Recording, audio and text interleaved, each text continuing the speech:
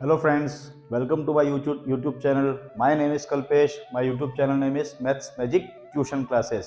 इसमें मैथ्स को हम मैजिक वे में सॉल्व करते हैं, इजी से इजी वे में उसको हम इजी से इजी सॉल्यूशन में इंग्लिश और हिंदी मीडियम के सीबीएसई स्टूडेंट्स के बोथ द स्टूडेंट्स के लिए हम इसको सॉल्व करते हैं। तो सॉल्व करने से पहले मैं आज आपको बता देता हूँ, अगर अब तक आपने मेरा चैनल सब्सक्राइब नहीं किया है तो प्लीज़ सब्सक्राइब कर दें, और नहीं किया है तो आप वीडियो देखने के बाद तो सब्सक्राइब कर ही देंगे। ठीक है, तो आज हम शुरू करते हैं। ये आज हम शुरू कर रहे हैं स्टैंडर्ड 10th में चैप्टर नंबर 2 पॉलिनोमियल्स के एक्सरसाइज 2.3 का क्वेश्चन नंबर फर्स्ट, जिसमें हमको डिवाइड करना होता है गिवन पॉलिनोमियल को अनदर गिवन पॉलिनोमियल से, यानी एक पॉलिनोमियल को दूसरे पॉलिनोमियल से डिवाइड करना।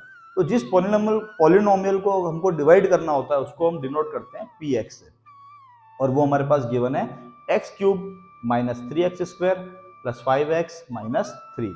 और जिस पॉलिनोमियल से डिवाइड करते हैं उसको हम डिनोट करते हैं gx से, x² माइनस 2 से हमको डिवाइड करना है। बिल्कुल इजी डिवाइड होता है, लेकिन बहुत सारे स्टूडेंट्स को उन्होंने मुझे मैसेज किया पर्सनली और ये बोला सर हमको डिवाइड में थोड़ी प्रॉब्लम आती है।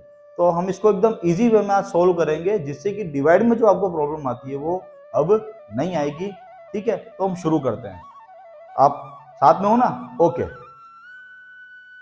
तो सबसे पहले हम इसको हम डिवाइड की फॉर्म में लिख देते हैं इस टाइप से, जैसा कि नॉर्मल हम करते हैं।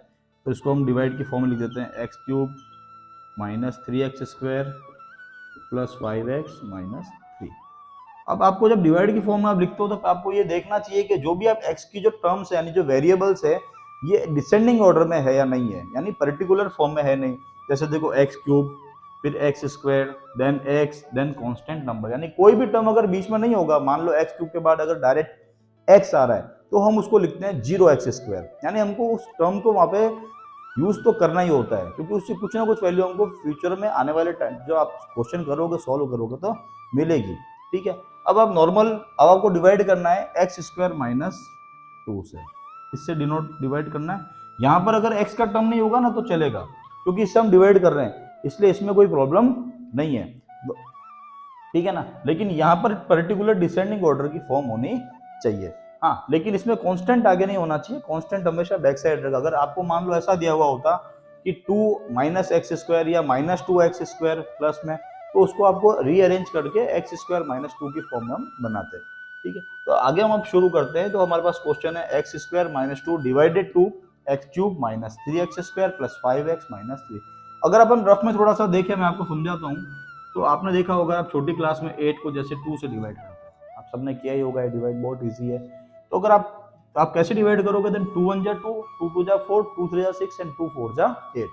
तो आप यहाँ नंबर लाते हो 2 4 जा 8 और रिमाइंडर आता है आपका माइनस करने पे यहाँ पर 0। अब इस डिवाइड का मीनिंग समझो, जो छोटी क्लास में हम डिवाइड करते हैं इसमें क्या क्या होता है। यानी ये जो 2 है ये आपका gx है जिससे आप डिवाइड कर रहे हो, ये 8 जो है आपका px है जिसके अंदर हम डिवाइड दे रहे हैं। ठीक है, अब यहाँ पे 4 कैसा आया, तो आपने क्या किया, इस 2 का टेबल बोला और तब तक बोला कि जब तक आपको कोशिश की कि आपको यही नंबर पूरा नहीं मिल जाए।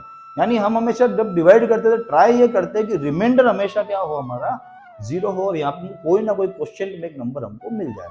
So we divide it 8 by 2, then we put 2 4 times the multiply of 2, then 2 multiple of 2 times 4 is 2 4 जा 8।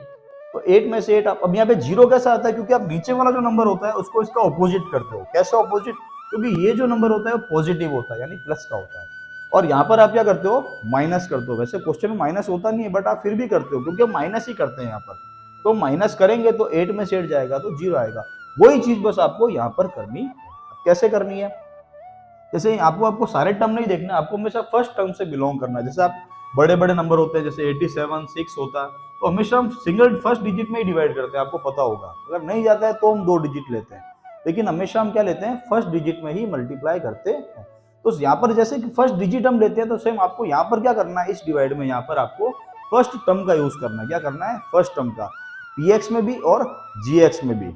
जैसे इधर px है आपका x³ और यहाँ पर gx है x²। तो आप रफ में डिवाइड करोगे तो देखो यहाँ पे क्या है, x³ और x², इन दोनों में भी रिलेशन में आपको इसकी मदद से ही सिखाता हूँ। जैसे आपने 8 को डिवाइड किया 2 से, आपने 8 को डिवाइड किया 2 से, तो यहाँ पर आया 4 और 2 4 जा 8, ये आप समझ ही गए। लेकिन अगर आप इन दोनों को वापस मल्टीप्लाई करो यानी 2 इंटू 4 करो तो वापस कितना आ जाएगा 8, 2 4 जा 8 आएगा। यानी कि इन दोनों नंबर को अगर हम मल्टीप्लाई करते हैं तो वापस यही आता है। आपको मोस्ट ऑफ पता ही होगा ये बात। तो हम क्या करते हैं यहाँ पे, यानी कि हमको यहाँ पर ऐसा नंबर चाहिए, अगर आप उसको और इस नंबर को एक्स स्क्वायर को मल्टीप्लाई करो तो क्या मिल जाएगा आपको, एक्स क्यूब मिल जाएगा। तो हम क्या करते हैं, रफ नंबर फाइंड करते हैं, x cube divide by x square. इस एक्स क्यूब को हम इस एक्स स्क्वायर से डिवाइड करते हैं। जैसा कि यहाँ पे अगर 8 को आप 2 से डिवाइड करोगे तो 4 आएगा, 8 को अगर आप 2 से डिवाइड करोगे तो 4 आएगा, और अगर इसी 8 को आप इस 4 से डिवाइड करोगे तो यहाँ पर ये वाला नंबर 2 आएगा। रिलेशन वहीं का वहीं रहता है, यानी कि क्वोशिएंट और अगर हम डिवाइजर को मल्टीप्लाई करते हैं तो अंदर का नंबर आता है। तो अगर हम डिवाइड करेंगे यहाँ पर रफ में तो आपको मिल जाएगा यहाँ पर x, क्या मिल जाएगा x, क्योंकि ये कैंसिल हो जाएगा 2 और 3 से, तो यहाँ पे 2 पावर कैंसिल हो जाएगी तो 1 पावर रह जाएगी। ठीक है, तो अब हम डिवाइड करते हैं यहाँ पर, तो यहाँ पर आपका आंसर आएगा x। फिर आपने क्या देखा यहाँ पर कि अगर इन दोनों को मल्टीप्लाई करते हैं वहां पे वो नंबर हम यहाँ पर लिखते हैं नीचे। ठीक है, तो मल्टीप्लाई करते हैं x इंटू एक्स स्क्वायर, तो कितना आंसर आएगा x की पावर 3। ये कैसा आता है, जब हम x को और एक्स स्क्वायर को मल्टीप्लाई करते हैं तो आपने 8th स्टैंडर्ड में ये सीखा है कि जब हम इस टाइप के पॉलिनोमियल्स को सॉल्व करते हैं तो अगर बेस उनका सेम हो, बेस यानी कि नीचे का वैल्यू अगर आधार सेम हो, तो जो पावर्स जो होती है, जो एक्सपोनेंट्स जो होती है वो क्या हो जाती है, प्लस हो जाती है, एडिशन हो जाता है। देन x की पावर कितना हो जाएगा, 1 + 2 3। तो x into x square x cube. Now next term plus minus minus and 2 × 1 = 2, 2x। तो 2x का यहाँ नहीं लिखेंगे, अब इसके नीचे लिखेंगे, क्योंकि लाइक टर्म के नीचे ही लाइक टर्म लिखते हैं। तो 2 × 1 = 2, ऐसे कुछ भी नहीं है तो 1 हो गया, 2 × 1 = 2 और x and plus minus minus. फिर आप इसके एक लाइन बना देंगे। फिर आपको मैंने यहाँ बताया था कि हम 8 में से 8 माइनस करते हैं तब 0 आता है, यानी नीचे वाले टर्म्स को हम क्या करते हैं, ऊपर से ऑपोजिट साइन देते हैं। कुल मिला के हम नीचे वाले टर्म्स के साइन को चेंज करते हैं, कन्वर्ट करते हैं। तो यहाँ पर ये x³ प्लस का है तो क्या हो जाएगा माइनस, और ये प्लस 2x है तो ये क्या हो जाएगा प्लस 2x। यहाँ नीचे लिख देता हूँ मैं, यानी ये माइनस 2x क्या हो गया प्लस 2x। तो फर्स्ट टर्म तो आपका क्या हो गया कैंसिल, जैसे 8 में से 8 गए थे तो 0 आया था, वैसे ही आपका भी हमेशा जो फर्स्ट टर्म होगा वो हमेशा कैंसिल हो जाना चाहिए और उसका आंसर आना चाहिए 0। ठीक है, तो अब हम आगे बढ़ते हैं। तो अब आप उसको नीचे लोगे, जैसे कि हम नेक्स्ट डिजिट अगर यहाँ पे 7 था तो यहाँ पे क्या लेते हैं अपन 7। सेम आप यहाँ पे क्या करोगे, इसको आप नीचे लोगे यहाँ पे, तो ये हो जाएगा -3x² एंड प्लस प्लस, अब पुराना साइन नहीं देखना, न्यू साइन हमको यूज करना है। देन 7 + 2 5 + 2 प्लस 7x और -3, ये एज इट इज नीचे आ गया। अब हम इसको इससे डिवाइड करेंगे, तो यहाँ पर देखो प्लस माइनस क्या होता है माइनस, फिर यहाँ पर x², यहाँ पर भी x², लेकिन आप 3 को 1 से डिवाइड करोगे तो कितना आएगा 3, यानी यहाँ पे जो नेक्स्ट नंबर क्या होगा 3, क्योंकि 3 × 1 = 3 और आपको यहाँ पर यही चाहिए। अब हम इसको क्या करेंगे, इससे मल्टीप्लाई, जैसा कि यहाँ पर किया था। Okay, very good. Then plus minus 3 × 1 = 3 और x² as it is. Now इसको मल्टीप्लाई करेंगे, then minus minus plus and 3 × 2 = 6। अब देखो इन दोनों का जो प्रोडक्ट है वो क्या आ रहा है 6, यानी 6 इसके नीचे नहीं लिखेंगे, हम क्या लिखेंगे इसके नीचे। क्यों, क्योंकि इन दोनों का जो प्रोडक्ट आया 6 वो कांस्टेंट नंबर है और ये जो 3 वो भी कांस्टेंट है। तो मैंने जैसा कि आपको बताया, हम लाइक टर्म्स के साथ ही लाइक टर्म्स को पुट करते हैं। तो 6 हम यहाँ लिखेंगे जो +6 है।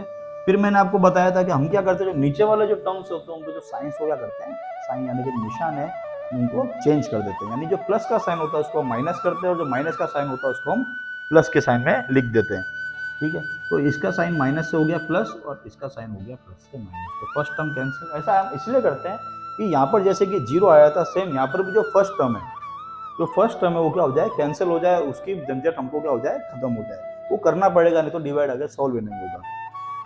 तो ये कैंसिल हो गया और यहाँ पे आ गया 0 और नीचे हम लिखेंगे 7x और -3 -6 हो गया -9।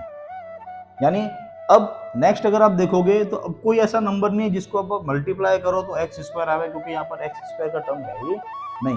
इसका मीनिंग ये हुआ अपना जो डिवाइड है वो यहाँ पे क्या हो गया कंप्लीट हो गया, और ये जो नीचे नंबर रह रहा है that is reminder.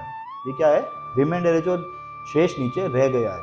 So now we will put the values and answer. अपना आंसर हम लिखते हैं, तो we put our answer right here. qx = q यानी question x = x -3 and that is remainder, so we write here that is R X. क्या लिखेंगे इसको हम? आर एक्स, यानी remainder X which is 7x minus 9। तो I hope आपको ये question समझ में आया होगा, आपको उसमें कोई प्रॉब्लम नहीं आई होगी। फिर भी अगर आपको उस क्वेश्चन में कोई प्रॉब्लम है, कुछ डाउट है, देन प्लीज़ कमेंट सेक्शन में अपना कमेंट जरूर बताइएगा। और हाँ, जैसा कि मैंने आपको शुरू में कहा था कि चैनल अगर आपने सब्सक्राइब नहीं किया है तो आप अब जरूर सब्सक्राइब करेंगे। तो प्लीज़ इस वीडियो को लाइक करें, कमेंट करें, अपने फ्रेंड्स क्लासमेट के साथ, क्लासमेट्स जो है आपके उनके साथ शेयर करें, जिससे कि उनको भी जो इस क्वेश्चन में प्रॉब्लम होगी वो उनकी प्रॉब्लम सॉल्व हो जाएगी। आई होप अब आपको ये जो डिवाइड करना है वो समझ में आ गया होगा। मैं नेक्स्ट वीडियो में भी इस टाइप की और डिवाइड सॉल्व करके आपको बताऊंगा। Thank you. देखते रहिए मैथ्स मैजिक ट्यूशन क्लासेस मेरे साथ, यानी कि कल्पेश सर के साथ।